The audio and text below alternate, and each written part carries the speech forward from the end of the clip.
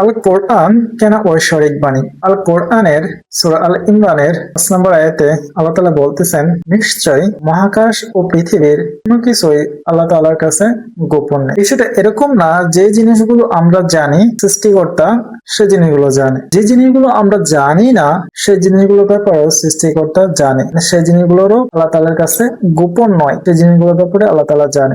Clear করি, যেমন আমাদের জানা মতে বিজ্ঞান রিলেটেড ব্ল্যাক হোল আছে, ব্ল্যাক হোলের ভিতরে কি হয় সেটা আমরা জানি না, সৃষ্টিকর্তা সেটাও জানে। কোটি কোটি আলোক বর্ষ দূরে কি আছে আমরা জানি না, সৃষ্টিকর্তা সেটাও জানেন। এই পৃথিবী বা মহাবিশ্বের শেষ কোথায় আমরা জানি না, কিন্তু সৃষ্টিকর্তা সেটা জানেন। পৃথিবীর অভ্যন্তরে কি আছে আমরা জানি না, সৃষ্টিকর্তা জানেন। মানে অসংখ্য অণুজীব আছে, ক্ষুদ্র ক্ষুদ্র সূক্ষ্ম, যেগুলোর ব্যাপারে আমরা জানি না, সৃষ্টিকর্তা জানে। অর্থাৎ আমাদের জানা জিনিস তো সৃষ্টিকর্তা জানেনি, আমরা যে জিনিসগুলো জানি না, ইভেন আমাদের মাথায় প্রশ্ন আসে না, জিনিসগুলো আছে সেই জিনিসগুলো সম্পর্ক সৃষ্টিকর্তা অবগত, সৃষ্টিকর্তার কাছে গোপন নাই। আপনি বুঝতে পারতেছেন যে এই আয়াতটুকু সৃষ্টিকর্তার ব্যাপারে, ক্ষমতার ব্যাপারে কি একটা ইনফরমেশন দিতেছে। তাহলে আজ থেকে 1450 বছর আগে কোন মানব হযরত মুহাম্মদ সাল্লাল্লাহু আলাইহি সাল্লাম বা মুহাম্মদ সাল্লাল্লাহু আলাইহি সাল্লাম কিভাবে এমন একটা কথা বলতে পারে যে কথাটা পৃথিবীতেই বিলং করতেছে না, যে কথাটার এক্সিস্টই নাই। মানে এমন একজন একটা ইনফরমেশনের কথা বলতেছে যে ইনফরমেশনটা পৃথিবীতে নাই। মানে কোন একটা নলেজের কথা বলতেছি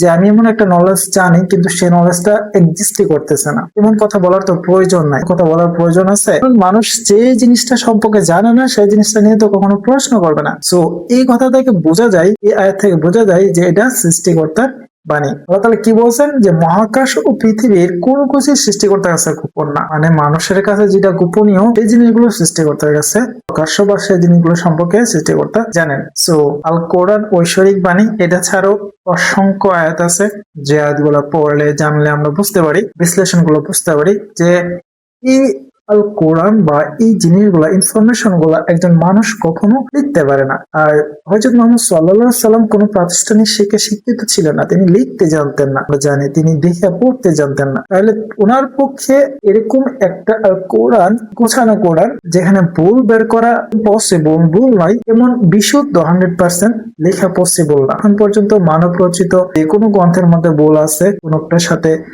কন্ট্রাডিকশন হয়, বিজ্ঞানের সাথে মিলে না বা মানবতার সাথে যায় না, এরকম অসংখ্য হয়ে যায়। কিন্তু আল কোরআন সব দিক থেকে পারফেক্ট এবং সব সময়ের জন্য পারফেক্ট। 1450 বছর আগে কোন ইনফরমেশন যদি আল কোরআনে একজন মানুষ লিখে রাখে, সেটা 1450 বছর পরে অ্যাপ্লিকেবল হওয়ার মতো হবে না, কোনোভাবেই হবে না। একমাত্র সৃষ্টি করতেই জানে কিয়ামত অবধি কি হবে, কি 1400 বছর আর 1500 বছর। সেই জন্যই আল কোরআন সৃষ্টিকর্তার বাণী, সেই জন্যই আল কোরআন ঐশ্বরিক বাণী, এবং সৃষ্টিকর্তা মাত্রই একজন, আর সেটা হচ্ছে আমরা মুসলমান ডাকি আল্লাহ হিসাবে।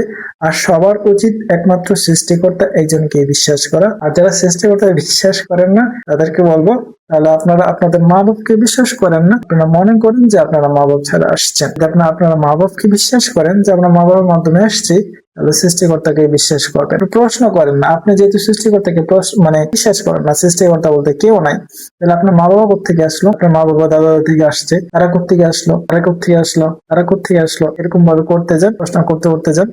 মানে প্রাথমিক অবস্থায় সৃষ্টিকর্তা শুধু সৃষ্টি হয় নাই, এছাড়া কিছু না কিছু আগে আল্লাহ তাআলা সৃষ্টি করছে, তারপর থেকে আসছে। একটা প্রশ্ন আমরা প্রায় সময় শুনি না যে ডিম আগে না মুরগি আগে? কোশ্চেনটা কিন্তু খুবই ইন্টারেস্টিং। আর সৃষ্টির অর্থাৎ অস্তিত্বের ব্যাপারে এটা একটা কিন্তু ধারণা যে ডিম আগে না মুরগি আগে, কোনো কিছুর না কোনোটা আগে তো সৃষ্টি হয়েছে। আই থিঙ্ক আগে আল্লাহ তাআলা মুরগি সৃষ্টি করছেন, তারপর মুরগি থেকে প্রসেসিং এর মাধ্যমে ডিম আসছে।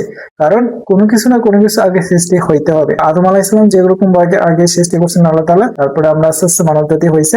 সেম ভাবে ডিম আগে না মুরগি আগে, এর ক্ষেত্রে আল্লাহ তাআলা আগে মুরগি সৃষ্টি করছেন, আমার বিশ্বাস কোনোখানে লেখা নাই, তারপরে ডিম আসছে। ওকে, সো সৃষ্টিকর্তা বলতে কেউ একজন আছে। আপনি বিল করেন না করেন সেটা মরার পরে বুঝতে পারবেন, যখন সৃষ্টিকর্তা স্বয়ং আপনার সামনে দাঁড়াবে, আপনাকে সৃষ্টিকর্তার সামনে দাঁড় করে।